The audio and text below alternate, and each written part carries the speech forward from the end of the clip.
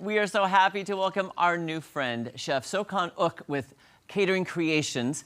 First of all, welcome. We're so glad you're here. Thanks for having me, Jeremy. And it was such an honor to meet you. I got to meet you. You were catering the Rendezvous on Point Springfield Ballet fundraiser this year, Correct. where I was. And just tell the viewers how we met. I was just standing there waiting to go on, and So I saw Jeremy, and I was just like, let's network the best way we can and put our name and ourselves out there. Brought myself to you, and I was just like, hey, let me cook for you. And Jeremy's response was, I love food. And so here we are a few weeks later, and here we are getting the opportunity to make a few dishes for you. I'm so happy. I love it. And speaking of few dishes, we got a lot of dishes. A lot of food. So, well, I guess, should we first start with cooking, then I can ask you about catering Absolutely. creations? Okay. Sure. Okay, so what are we going to do first? So we're going to do our signature Tuscan chicken. It's pan-seared olive oil chicken breast with our homemade classic Tuscan sauce. Okay. Here we'll just drop in some butter that I had started with our sun-dried tomatoes. We're going to go all in with that. Okay. It looks amazing already.